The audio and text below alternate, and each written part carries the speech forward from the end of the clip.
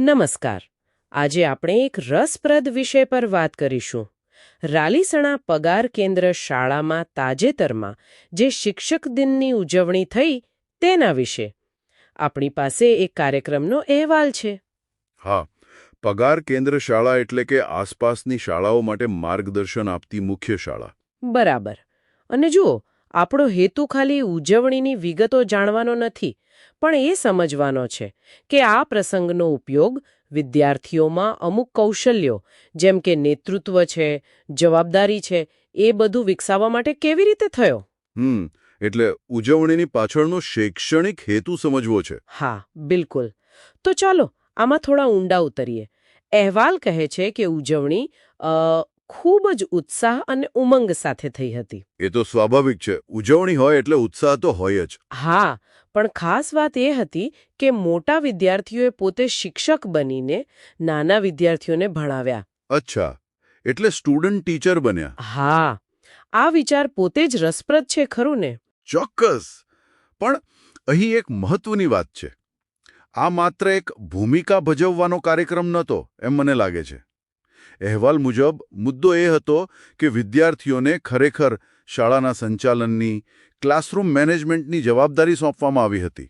ઓહ, એટલે ખાલી ભણાવવાનું નાટક નહીં, પણ સાચે જ જવાબદારી. હા, એ જ.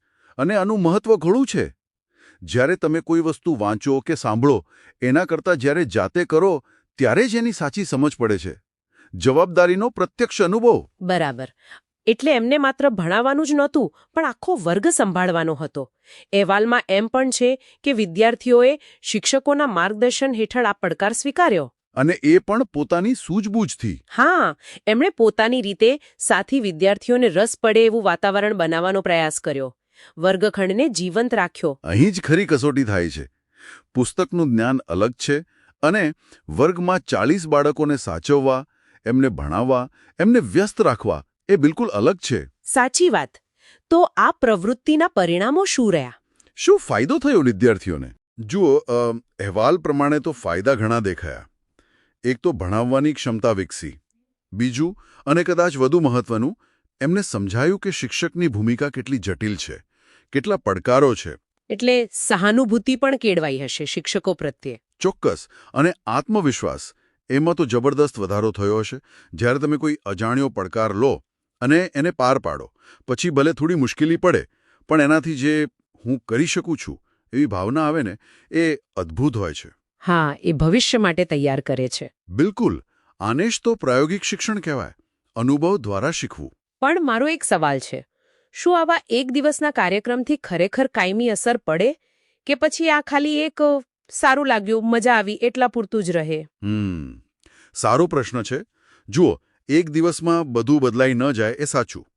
પણ આ એક દિવસનો અનુભવ પણ એક બીજ રોપી શકે છે. સૈદ્ધાંતિક જ્ઞાન જે પુસ્તકોમાં છે અને વ્યવહારિક કુશળતા જે દુનિયામાં જોઈએ, એ બે વચ્ચેનો આ સેતુ છે.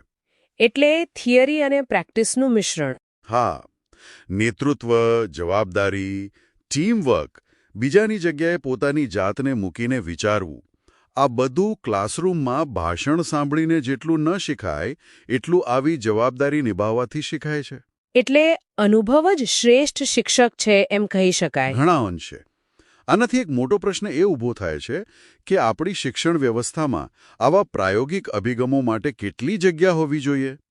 શું આવા અનુભવો નિયમિત નથી થવા જતા? બરાબર. તો આજના આ ડાઈવનો સાર કાઢીએ તો રાલીસણા શાળાની પહેલ એ બતાવે છે કે સામાન્ય ઉજવણીને પણ અર્થપૂર્ણ શૈક્ષણિક અવસરમાં બદલી શકાય છે. સાચી વાત. અને વિદ્યાર્થીઓને જવાબદારી સોંપવી એ માત્ર એક પ્રવૃત્તિ નથી, પણ એમનામાં આત્મવિશ્વાસ અને નેતૃત્વ જેવા જીવનોપયોગી કૌશલ્યો વિકસાવવાનો એક સશક્ત માર્ગ છે.